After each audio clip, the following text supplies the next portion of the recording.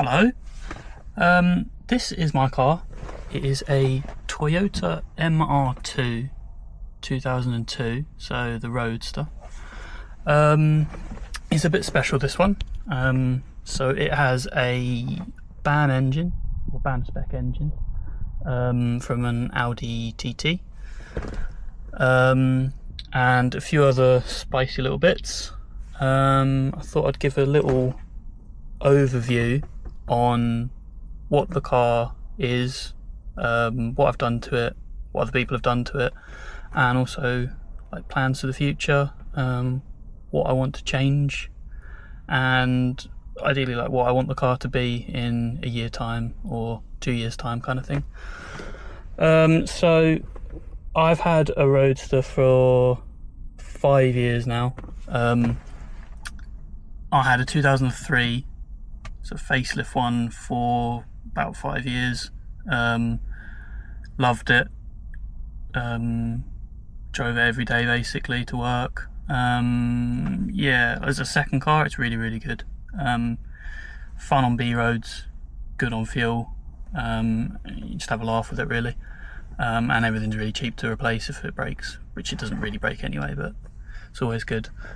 And then I wanted to make it a little bit better, so a little bit more special, a little bit faster, because the 1ZZ is just, it's a bit gutless.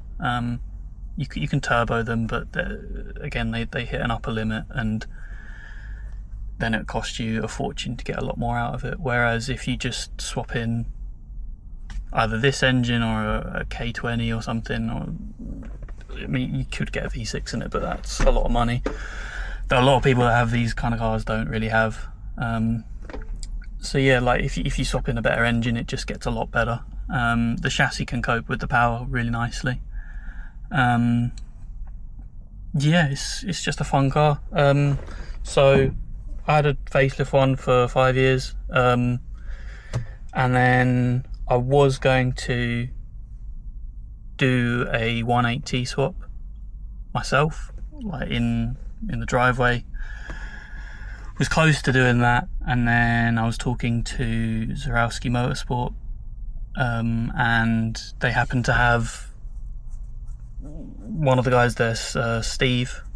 He was selling his one, so I asked him, and it was basically the spec that I wanted out of this one.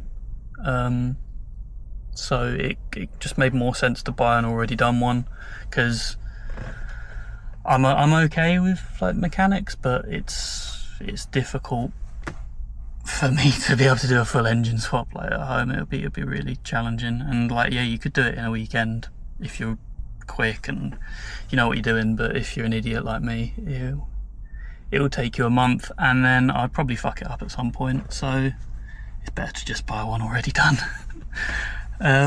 So yeah, I bought his one that he had for sale a couple of months ago,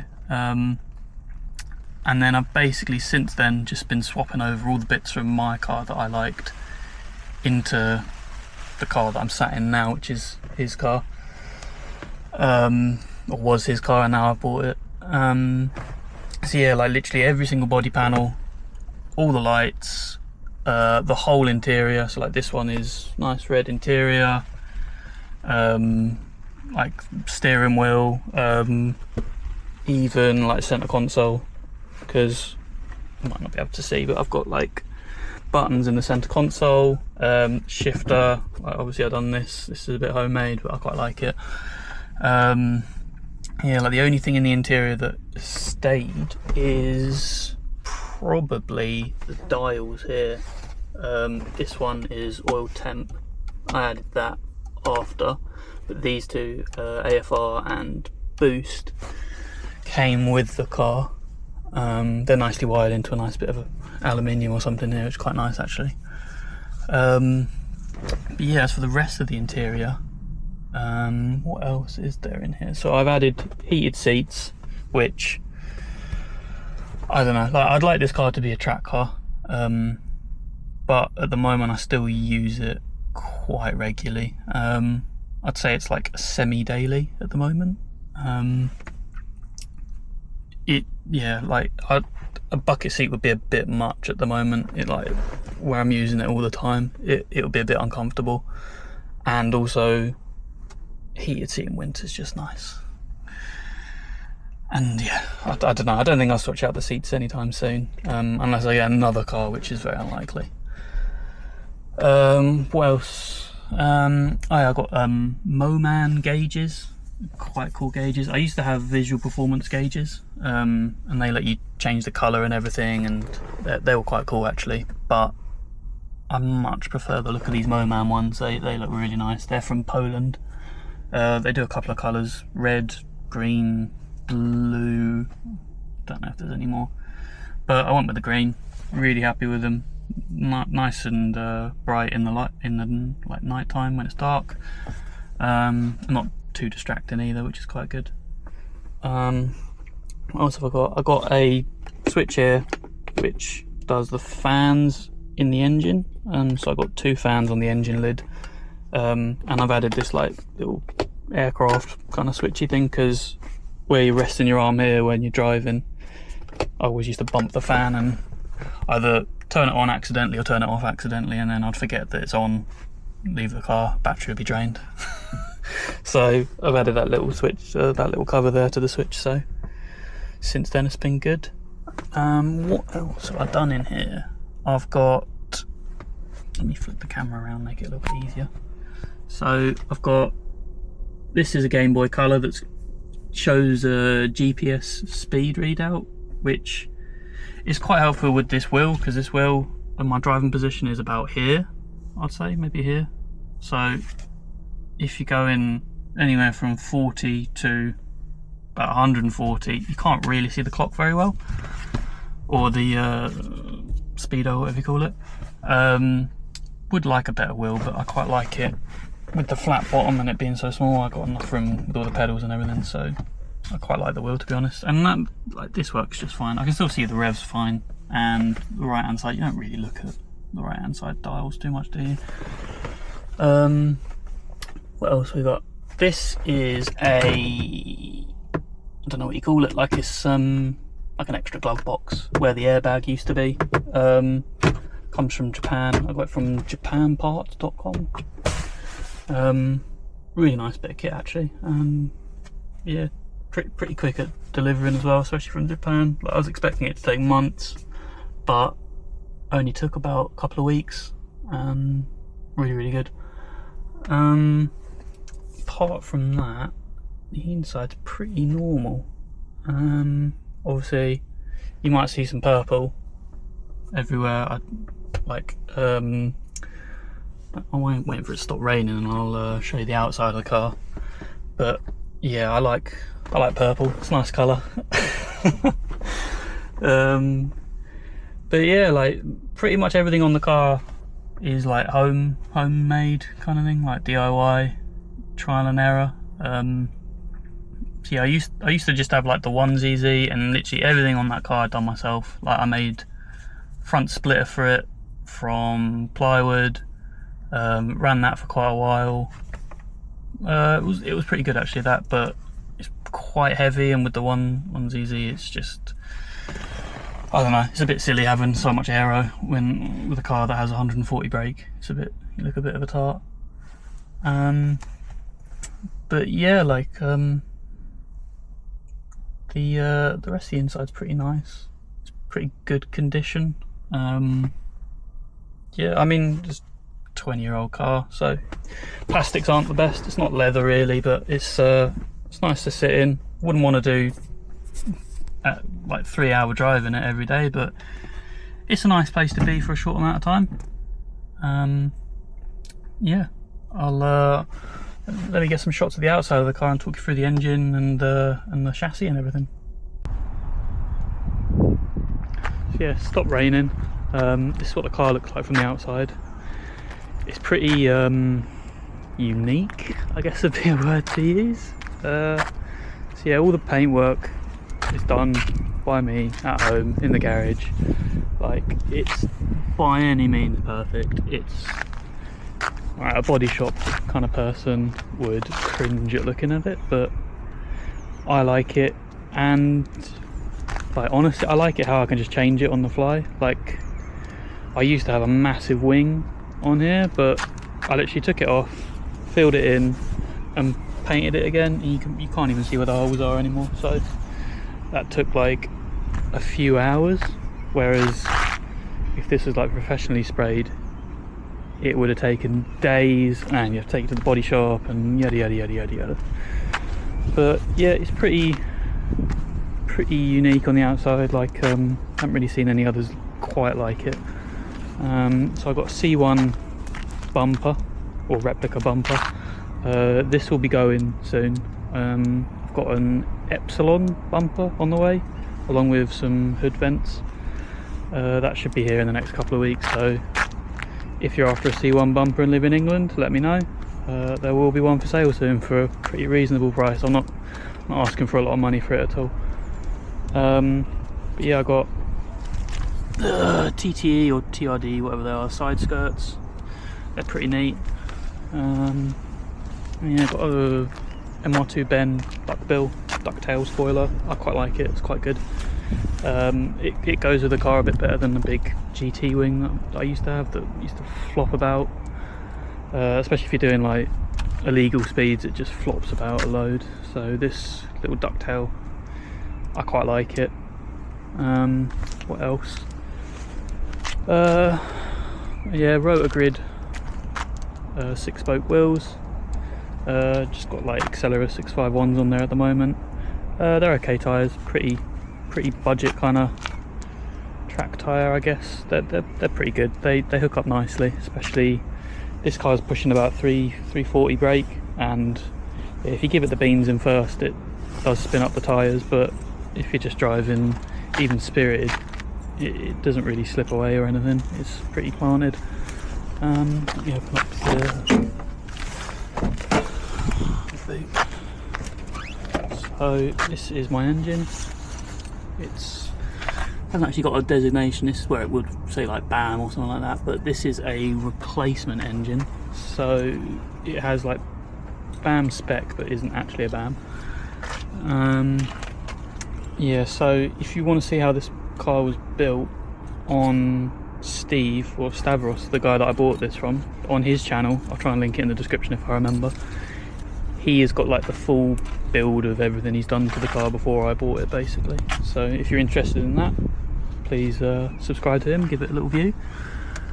But yeah, like since I've had the car, obviously I've added these fans here. These push air in. I don't know whether pushing air in or sucking air out would be better. The air intake is here, or just down here. Let me try and get that in view. Just down there. So yeah, I don't know, I might flip these around, try and suck air out, see if that makes a difference to anything. It's probably negligible, but I don't know. They look quite cool. I like having a switch that turns the fans on as well. This is quite a cool thing. Yeah, apart from that, I've added little turbo blanket. This is lines for my oil cooler, because I do plan on tracking this. So I've added an oil cooler back here. I was going to put it in the side pod, but I couldn't be bothered to take off the side panel again, because it's just a faff. And I've done it already loads of times and just couldn't be bothered really. So I've mounted it here for now. It's pretty solid here. Lines fit quite nicely. It seems to drop the temperatures quite a bit. The highest I've seen is about 97 degrees, and that was after a long time of like ragging it on like B roads and stuff, so it keeps the temps down quite nicely. I've got these rear lights. These are like from glass fibre products, the like surround, and then the actual lights themselves are just Alibaba or AliExpress or something. They're like 10 quid. They're really good. And then the wiring for them is pretty simple, to be honest. Like, I'm not a wiring genius by any stretch of the imagination, and it took me like an afternoon just to wire it all in. But yeah, that's like the engine. It's running about 340 brake at the moment, 18 psi. It's got a TD05 20G turbo. So yeah, it picks up nicely. It's can't complain. A lot faster than the 1ZZ, a lot faster. But there's not a lot on the roads that will keep up with me. Especially like up to about 130, 140, like not much keeps up. Yeah, this is under the front. So yeah, this is a Kuso strut brace. It's a bit annoying, to be honest, because it blocks the brake fluid reservoir. I know they do a TRD brace that I might get, just, and it has like a little cutout for that, because I don't know, I'm always messing about with the brake fluids and like changing stuff. I've got the big brake kit from Freaky Parts on the way, so I will be putting big brakes on the front soon. Don't know when. But yeah, apart from that, I've got like front mounted intercooler down there.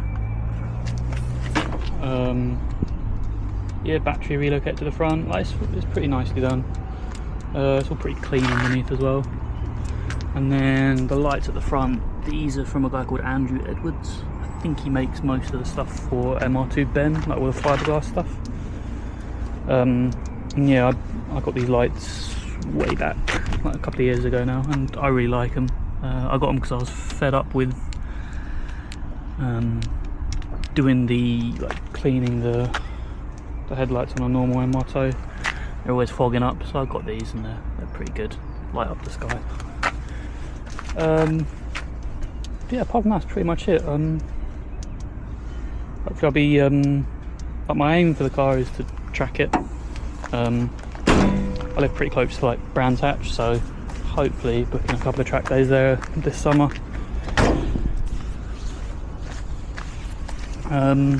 Yeah, like yeah, I want to book in some track days at Brands Hatch, and then yeah, just make it, just every time make it a little bit more fast. I don't know whether it needs more brake, to be honest. It's pretty good with the amount of brake it has. It doesn't really need too much more, especially for like smaller tracks. Like, you're not going to use 500 brake in here around a small track. Yeah, some like BC coilovers and stuff as well, so it grips around the corners. It's very good around corners. Yeah, apart from that, that's pretty much it. That's pretty much all I've done to the car. It's my pride and joy. Yeah. I'll put in some footage of just me driving about, doing some few pulls and stuff. Yeah, it's really good for the roads, to be honest. Like, especially where I live, there's a couple of like B roads and stuff you can go down. Really, really nice. And it sounds really good. You can hear the turbo like flutter and everything. It sounds awesome. And then not really pops and bangs or anything, but you can hear a little bit of overrun and stuff like that. It's really nice, especially like a 4-cylinder. It sounds really, really good, and not like obnoxiously loud either. I know I used to have like a Malian center exit exhaust, and that was so loud. And it just sounds a bit stupid, to be honest. Like 1ZZ, 140 brake, and you've got an exhaust at fucking 140 decibels. Like, it's a bit silly, but yeah, at the time I thought it was alright, but looking back, bit of a twat. But this is a lot more civilized. Like, I recently went to like the MR2 National Day, which is I don't know, 3 hours away from where I live. So drove there 3 hours, and yeah, performed fine. I was quite happy on the motorway, sitting at 70 for 3 hours. I mean, it's not Rolls Royce quiet, but it's livable. It's what you expect really from a car like this. But yeah, like in the future, like this year, got that Epsilon kit coming. I would like a hard top at some point. Don't really know what kind of hard top I want. They are expensive. You're looking at like $1,000 for a hard top, and I don't know, like especially in the summer, like I'm not going to run a hard top, but for the winter maybe. maybe I'm going to run a hardtop in the winter if I can get my hands on like a cheap one. Obviously I don't really care about the paint, I'm just going to respray it anyway. So if anybody's selling a cheap hardtop with really crappy paint, I'm more than happy to take it off your hands. I also do like the look of the Epsilon hardtop. I know that's going to be like mega money when it comes out, but it does look pretty cool. They're only going to make a couple of them as well, which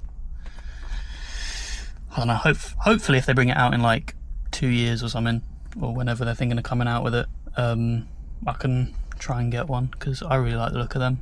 I mean, I'd only want it if you can open the like engine boot though. If I've seen a couple of different designs, there's like a trials one as well, looks really cool, but it's like built into the engine lid and you can't like open up the engine lid without taking the hardtop off, which is just stupid. I don't know why you'd ever do that. But yeah, like don't really know what to say. I'm putting some footage now of me driving the car.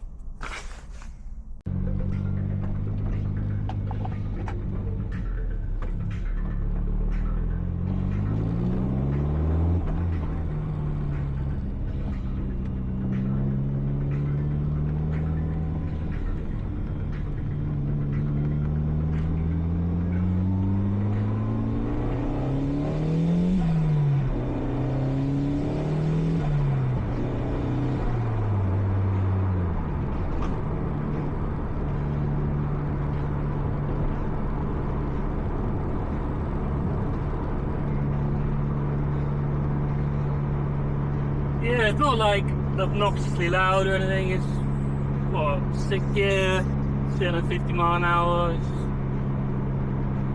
pretty nice. Especially to what I'm used to. I used to obviously the Malian exhaust. That's mental loud, even at like less than motorway speeds when you're like 2,000 RPM. Like, that was wild. Before that, I had like an Audi S4. And that had like back box delete, like X-Price and everything. That was, again, really loud. This is a bit more civilized.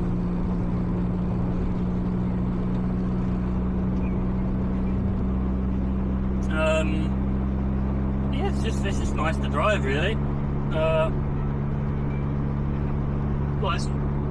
Yeah, if you rag it, it's really fun. But also, like, just cruising around, pretty nice.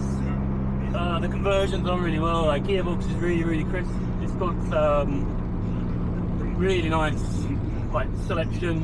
The only thing, I'm sure anybody that's ever done the 180 swap on one of these cars will tell you, first and reverse are very close. I remember the first time I drove this, took it for a test drive, and it was, I immediately put it in reverse when I thought it was first. Yeah, it's a bit embarrassing, but after you got used to it, it's pretty easy. Like, it took me the journey home from buying it. After that, it's pretty easy. But like, if you were to jump in it and no one told you, you'd probably stick it in reverse thinking it was first. But yeah, after a while, it's pretty easy. But yeah, the engine's really good in this. Like, pulls like a train. Yeah, like the car weighs 900 and something kilograms, especially with all the stuff. If you take out all the trunk and all the crap that you don't really need. Like, in the back, I haven't got any like luggage pins or anything. But if you take all of that crap out, the car gets really light, and you don't even need a lot of power to do anything. But I'd say, even with like a 2ZZ, like at the top of the rev limiter and stuff, like, yeah, you're probably pulling away. But like with this, with 340 brake, like it takes something special on the roads to give you a run for money, kind of thing. Which is nice compared to, like, I was driving this car as it looks right now with a 1ZZ in it, and then like struggle to beat anything on the road. Like, I mean, there's a Mustang here, you get demolished by the Mustang. Whereas this said, I've got any day to be. Any day to be. I like it. Oh, it looks left-hand drive.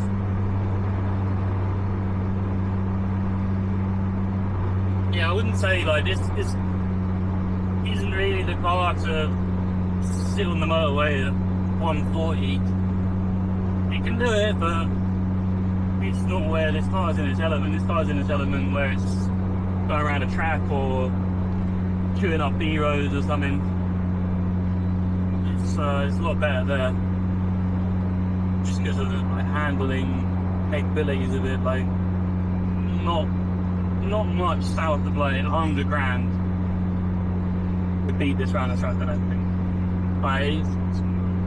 Like maybe like Caterham or something like that, like really track focused, but a car that you can constantly drive on the road all day, every day. It's not going to break down.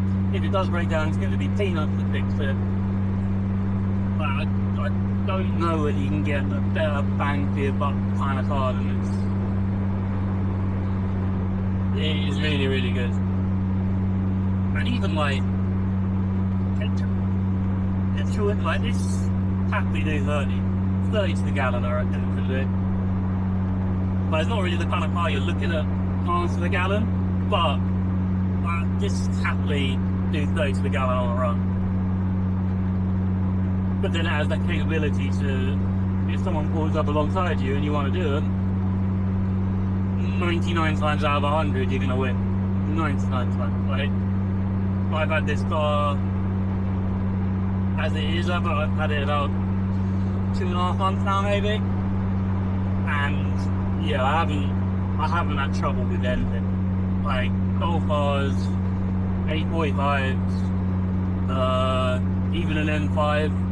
Like I don't think the current, I don't know what the current one is, but like the one before the current one, this absolutely off the lights up to about 120. Like there's not much still beat this.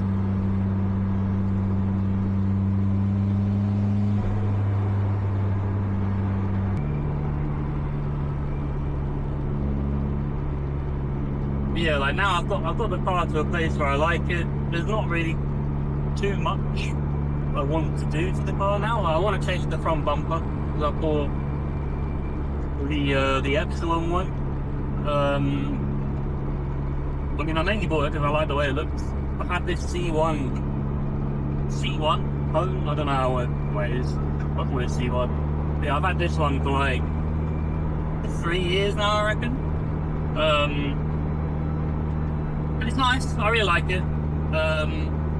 But I think I prefer the look of the Epsilon one. It looks a bit more aggressive. Fits the car a little bit nicer. It's like what I want for the car. So yeah, I'll probably fit that in the next couple of weeks. I've got the bonnet vents from there as well. I was going to do a leaf bonnet vents, but I even bought the vents from eBay or somewhere.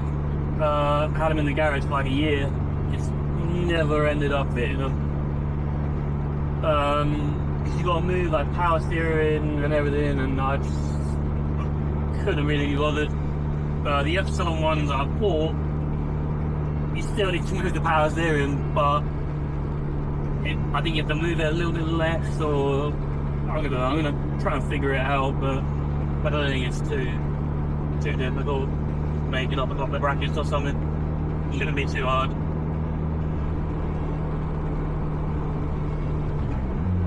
But yeah, apart from that, I don't really know what else I want to do with the car. I don't really know what else it needs. Like, performance-wise, I think it's pretty much there. Like, I could tune the engine up to do, I think the turbo's capable of about 420, but I like the way it spools right now.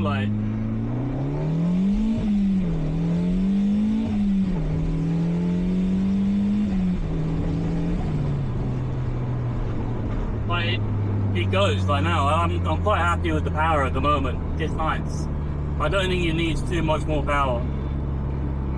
So yeah, I'm not really sure like what else I'm going to do with the car.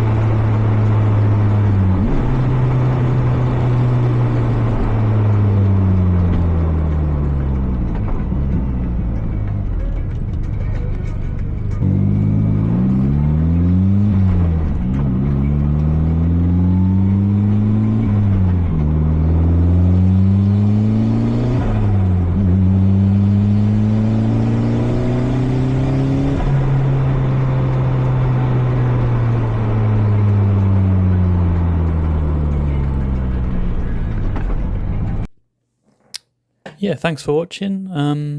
Hopefully in the next couple of weeks I'll have another video with the new kit and everything.